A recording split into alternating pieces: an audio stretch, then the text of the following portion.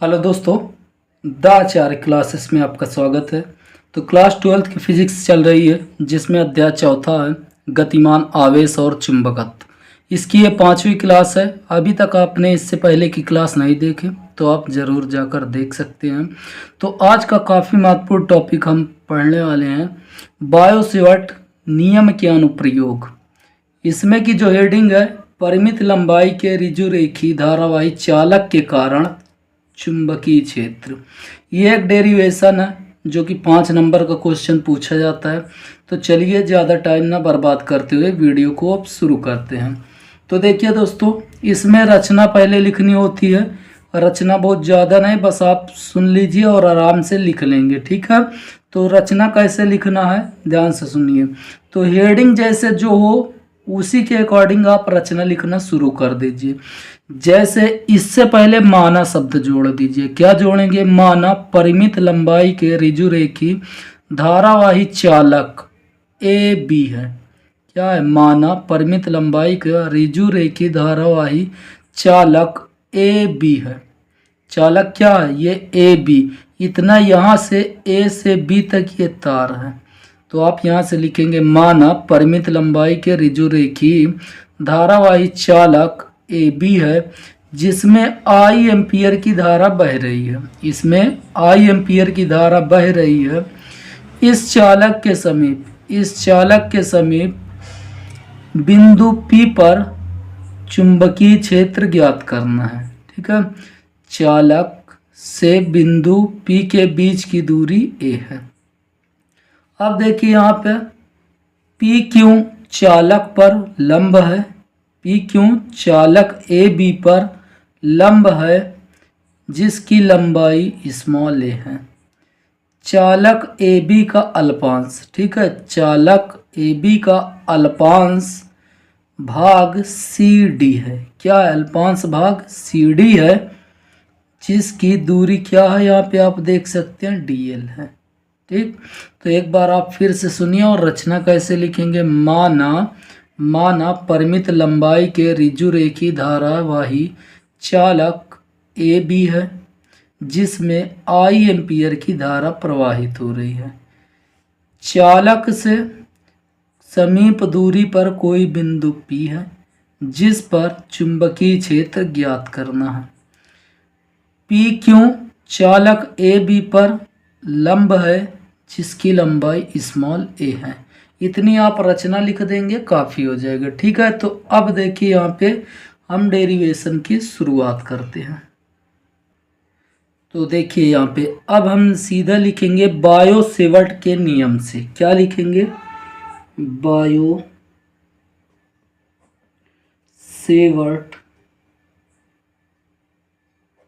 के नियम से। बायो-सेवर्ट का नियम आपने इससे पहले वाली वीडियो में पढ़ चुके हैं। नहीं पढ़े हैं तो ज़रूर देख लीजिए। बायो-सेवर्ट का नियम क्या है? एक सूत्र है dB बराबर mu naught upon 4 pi I D L sine theta upon R square. ये बायो-सेवर्ट का नियम है। इसको हम समीकरण 1 बना लेते हैं। क्या बना लेते हैं? समीकरण 1। अब देखिए यहाँ पे त्रिभुज सी डी ई, ठीक है। त्रिभुज सी डी ई में हम क्या लिखेंगे? त्रिभुज सी डी ई में, त्रिभुज सी डी ई में क्या है? अगर यहाँ पे हम साइन थीटा लेना चाहें, ठीक है, ये थीटा, तो यहाँ पे साइन थीटा, देखिए साइन थीटा बराबर फार्मूला होता है लंब बटे कड़, ठीक है। क्या होता है? लंब बटे कड़। तो साइन थीटा बराबर फार्मूला जो हम लगाते हैं, देखिए यहाँ पे थीटा बन रहा है तो इसके सामने, ठीक है, यहाँ पे अगर आप देखें ये सामने वाली भुजा इसकी क्या होगी? ठीक है। तो ये क्या? डी अपॉन कड़ इसका क्या है? ये वाली भुजा है, ठीक है। तो यहाँ पे क्या कड़? सी डी, ठीक। आप देखिए यहाँ पे आप देख सकते हैं, चूंकि सी डी की लंबाई क्या है? सी डी की लंबाई डी एल है। सी डी की लंबाई क्या है? डी एल है। तो यहाँ पे अगर हम देखें तो देखिए सी डी की जगह क्या रख देंगे? D L. तो साइन थीटा बराबर डी ई अपॉन, यहाँ पे सी डी की लंबाई क्या है? D L. अब यहाँ से अगर डी ई का मान निकालना चाहें, इसका इधर गुणा कर देंगे तो ये डी ई बराबर जो आएगा साइन थीटा और ये साथ में D L, sine theta D L. इसे हम समीकरण 2 बना लेते हैं। ठीक, तो आपको इतना समझ में आया होगा। देखिए यहाँ पे बायो-सेवर्ट के नियम से, बायो-सेवर्ट का नियम ये है, त्रिभुज सी डी ई में यहाँ पे थीटा है तो थीटा के सामने, ठीक है, यहाँ पे साइन थीटा बराबर होता है लंब बटे क्या होता है आपको पता होना चाहिए? कर्ण। ठीक, इसको अगर हम त्रिभुज बनाना चाहें तो ये इस प्रकार त्रिभुज बनेगा और थीटा जब यहाँ पे बन रहा है, ठीक है, तो ये इसके सामने वाली भुजा लंब होगी। ठीक, ये सामने वाली भुजा क्या होगी? लंब होगी। तो यहाँ पे लंब देखिए क्या है, लंब अगर आप देख सकते हैं तो लंब है, देखिए यहाँ पे डी ई, क्या है? डी ई और यहाँ पे डी ई सी। ठीक है, तो यहाँ पे आप देख सकते हैं ये लंब हो जाएगा और यहाँ पे नीचे वाला क्या हो जाएगा? आधार। ठीक है, अब देखिए समीकरण 2 बन गया। अब देखिए बात को समझिए, बिंदु P, ठीक है, बिंदु P पर डी ई डी फाई, यहाँ पे ये कोण जो आंतरित करेगा, आपको हम बता दें पहले, यहाँ पे जो बनेगा ये फाई 1 बनेगा। यहाँ पे क्या बनेगा? फाई 1। और ये इधर टोटल में जो इतना बनेगा ये फाई 2 बनेगा। और ये वाला बीच वाला जो बनेगा ये फाई बनेगा और ये वाला डी फाई। ठीक है, तो इतना कोण ये बन जाता है, ये डी फाई है। अब देखिए यहाँ पे डी ई, ठीक है, बिंदु डी ई के कारण बिंदु P पर डी फाई, ये देखिए डी फाई कोण आंतरित हो रहा है। तो हम यहाँ पे लिखेंगे डी फाई ई। आपको अगर हिंदी लिखना है तो आप लिख सकते हैं डी ई के कारण बिंदु P पर डी फाई कोण आंतरित होता है। तो डी फाई ई बराबर जो होगा, डी फाई बराबर ई नहीं होगा, डी फाई बराबर होगा डी ई अपॉन, ठीक, क्या हो जाएगा? देखिए ये कोण इतना बना तो इसके सामने वाली भुजा क्या हो जाएगी? डी ई अपॉन क्या? D P. ठीक है, और देखिए डी और पी के बीच की दूरी क्या है? Small R. तो यहाँ पे हम रख देंगे, यहाँ पे देखिए डी फाई है तो यहाँ पे डी फाई बराबर यहाँ पे डी ई, यहाँ पे डी पी का मान देखिए, डी पी का मान क्या है? स्मॉल आर है, तो यहाँ पे आर। तो देखिए डी का मान निकालना चाहें तो डी ई का मान जो आ जाएगा आर डी फाई, क्या आ जाएगा? R D phi. इसको हम लोग समीकरण 3 बना लेते हैं। क्या बना लेते हैं? समीकरण 3। ठीक, अब देखिए आप लोग यहाँ भी डी ई दिख रहा है और यहाँ भी डी ई, तो जहाँ पर अगर कोई भी एक पक्ष बराबर होता है तो उसकी हम तुलना कर देते हैं। तो यहाँ पे हम लिखेंगे समीकरण 2 तथा 3 की तुलना करने पर, यह 3 से, इसका मतलब तुलना करना है। ठीक है, तो यहाँ पे आप देख सकते हैं ये डी एल साइन थीटा, इसको हम आगे पीछे भी लिख सकते हैं। डी एल साइन थीटा बराबर क्या आ जाएगा? आर डी फाई, क्या आ जाएगा? R D phi. इसको हम लोग बना लेते हैं समीकरण 4। ठीक, तो देखिए इतना आपको समझ में आ गया होगा। अभी तक हमने त्रिभुज लिया डी ई पी, क्या लिया? D E P. अब लेंगे डी पी क्यू। ठीक, क्या लेंगे? त्रिभुज डी पी क्यू। तो त्रिभुज डी पी क्यू से, ठीक है, या क्यू में, तो देखिए त्रिभुज डी पी क्यू। ठीक, तो यहाँ पे कितना कोण बन रहा है? फाई। तो देखिए कॉस थीटा में ही ऐसा होता है जिसमें आधार और कर्ण होता है, क्योंकि कॉस थीटा बराबर क्या होता है? आधार बटे कर्ण। तो इसमें आधार भी दिया तो कर्ण भी दिया। यहाँ पे हम क्या करेंगे, कॉस फाई बराबर, ठीक, कॉस फाई बराबर क्या फार्मूला होगा, कॉस थीटा बराबर होता है आधार बटे लंब। तो यहाँ पे देखिए आधार क्या है, ए है, आधार क्या है ए, और सॉरी कण क्या है यहाँ पे आर है, क्या है आर। तो अगर आर का मान निकालना चाहें, कॉस थीटा बराबर होता है आधार बटे कण, तो ये आधार और ये कण, ठीक। अब देखिए आर का मान अगर हम निकालना चाहें तो यहाँ से आ जाएगा ए कॉस फाई, क्या आ जाएगा ए कॉस फाई। अब इसको हम समीकरण 5 मान लेते हैं, क्या मान लेते हैं, समीकरण 5। अब यहाँ से आप लोग देखें तो आप लोग को कुछ यहाँ पे बातें समझ में आ रही होगी, ठीक है। यहाँ पे देखिए ये आर इधर जाएगा ना, तो देखिए ये थोड़ा से गलती हुई, ये आर जब इधर जाएगा तो कॉस फाई इसके बटे में आएगा, कॉस फाई जो आएगा यहाँ पे कॉस फाई इसके बटे में आ जाएगा ये। तो ये समीकरण 5, देखिए इसका इधर गुणा और ये इधर आ जाएगा, समीकरण 5 हो गया।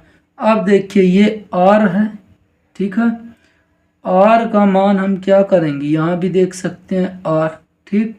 तो हम लिखेंगे क्या, समीकरण 4, समीकरण 4 से, समीकरण 4 से मान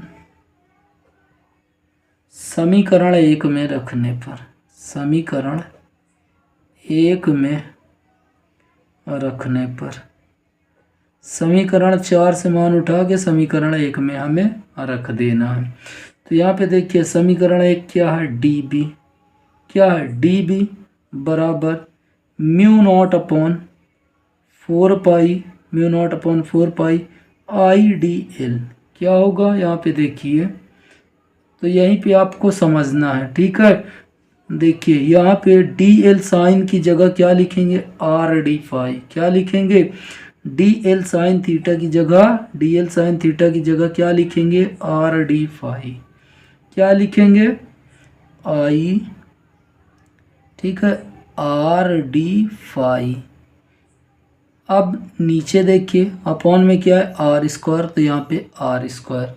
अब देखिए ये एक बार ये दो बार तो एक ये कैंसिल हो जाएगा, और यहाँ से जो आएगा डी बी बराबर, डी बी बराबर देखिए केवल यहाँ पे बचा म्यू नॉट अपॉन क्या है 4 पाई, 4 पाई, और यहाँ पे अगर आप देखें आई डी फाई, ये देखिए I D phi upon R, ठीक है।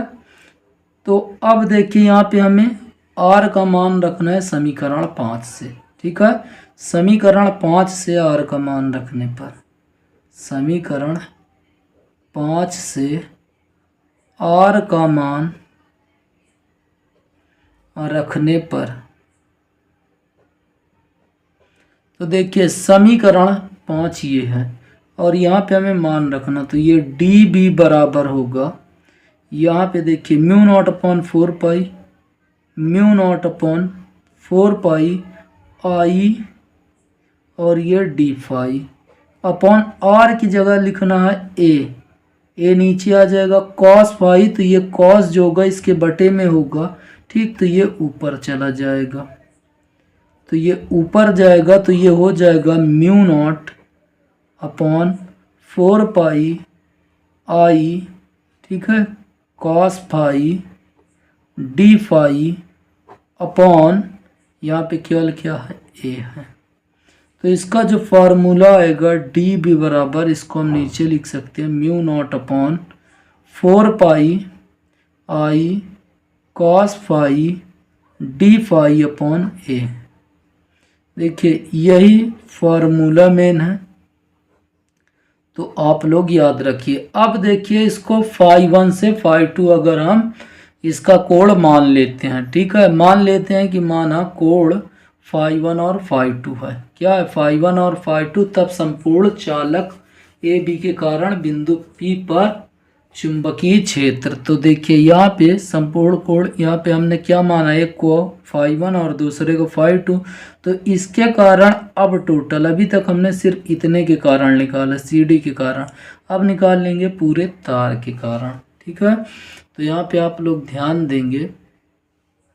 ठीक, ये यहाँ तक हो गया है। पहले आपको ये नोट करना, उसके बाद ये। अब इसके बाद देखिए आपको इसके नीचे क्या करते हैं, मान लेते हैं।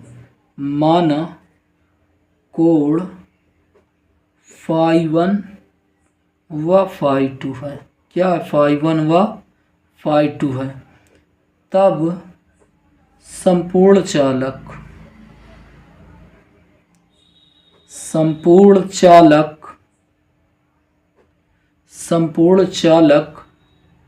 AB के कारण बिंदु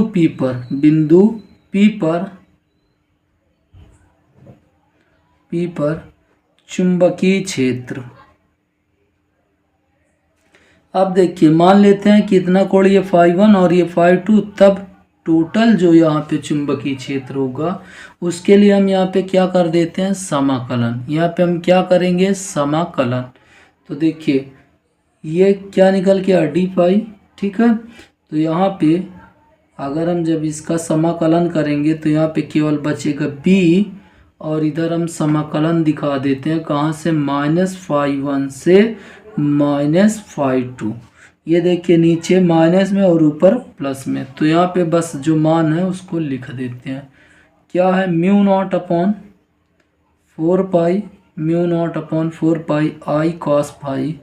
I cos phi d phi upon a। ठीक है, अब यहाँ पे अगर हम देखें तो देखिए यहाँ पे हमें जो समाकलन का formula cos phi d phi का मालूम होता है। तो यहाँ पे हम μ0/4π, ठीक है, और ये I/a, यहाँ पे इसका समाकलन कर देते हैं -φ1 से φ2, और यहाँ पे cos phi d phi। ठीक है, तो यहाँ पे आप लोग को पता होगा कि देखिए cos phi और यहाँ पे d phi, मतलब समाकलन cos थीटा और d थीटा का होता है sin थीटा। क्या होता है, sin थीटा। तो बस यहाँ पे हमें एक लाइन और समझनी है। ठीक है, तो यहाँ से जो निकल के आएगा b बराबर, ठीक, क्या आएगा, b बराबर, इसका फार्मूला होगा sin phi। तो देखिए μ0/4π I/a, और cos phi का फार्मूला होता है sin phi। अब देखिए ये लिमिट नहीं हटेगी, यहाँ पे बोलेंगे -φ1 लोअर लिमिट है और φ2 अपर लिमिट है। ठीक, तो यहाँ पे अब सीधा इसका फार्मूला हम लोग लिख लेते हैं। फार्मूला क्या लिखेंगे ये समझिए आप लोग। इसका जो फार्मूला होता है, ठीक है, इसका जो फार्मूला होगा पहले लिखी जाती है अपर लिमिट फिर लोअर लिमिट। तो यहाँ से फार्मूले से सीधा आ जाएगा μ0/4π I/a, उसके बाद sin φ1 प्लस sin φ2।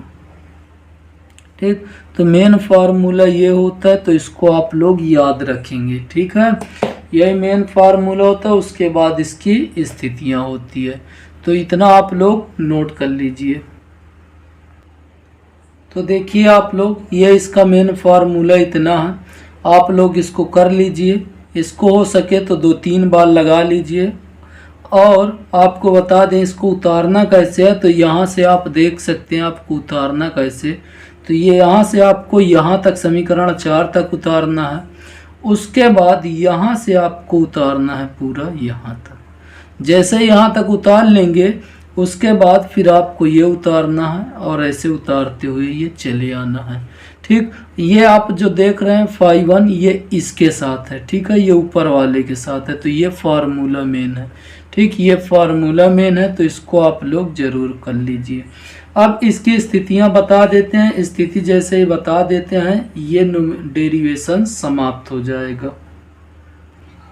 देखिए विशेष स्थिति में क्या होगा कि अब इस चालक तार को, अगर इस चालक तार को अनंत लंबाई के लिए मान लें, ये कितना मान लें इसको, अनंत के लिए क्या लिखेंगे, पहला कि अनंत लंबाई के अनंत लंबाई के चालक के लिए, अनंत लंबाई के चालक के लिए। तो अगर अनंत लंबाई का कोई चालक है तो उसके लिए जो φ1 और φ2 ये बराबर होंगे, इसका मान कितना होगा 90 डिग्री। और जैसे ही 90 डिग्री होगा तो इस फार्मूले पे हम लोग रख देंगे μ0/4πi/a sin φ1 और φ2। sin φ1 और φ2 का मान रखना है। तो देखिए b बराबर फार्मूला हम जो लिखेंगे, b बराबर μ0/4πi/a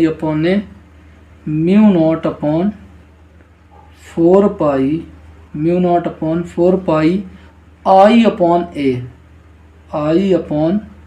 I/a और यहाँ पे देखिए sin φ1, तो sin φ1 का मान 90, तो sin 90 डिग्री प्लस देखिए φ2 का मान भी 90, तो sin 90। ठीक, अब देखिए यहाँ पे b बराबर μ0/4π, ये वैसे ही रहेगा, I/a ये भी वैसे ही रहेगा, I/a। अब देखिए sin 90 का मान 1 और इसका मान 1, 1 1 ये मिलके हो जाएंगे 2। ठीक, 2 से काट देंगे इसको, 4, 2 दूनी 4। तो यहाँ पे b बराबर जो फार्मूला आएगा μ0/2 दूनी 4, तो यहाँ पे 2 और ये पाई, उसके बाद I/a क्या आएगा I/a। तो ये फार्मूला, इसको भी आप लोग याद रखेंगे। ठीक है, तो ये फार्मूला है, इसको भी आप लोग याद रखेंगे।